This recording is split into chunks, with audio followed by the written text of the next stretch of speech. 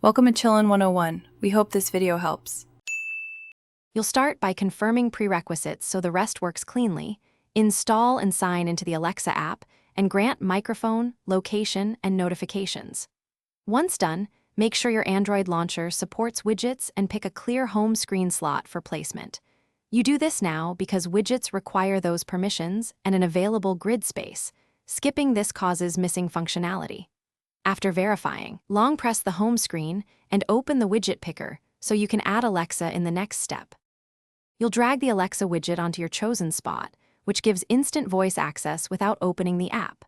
First, long press the home screen, select widgets and locate the Alexa entry, then drag it into place and resize to suit your layout.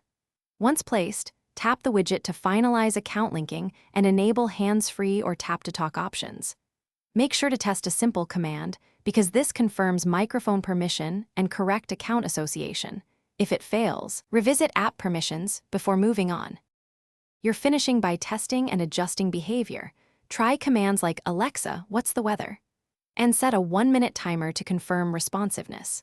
If the widget doesn't respond, check microphone and background activity permissions, confirm your launcher isn't blocking widgets, and ensure battery optimizations aren't sleeping the Alexa app.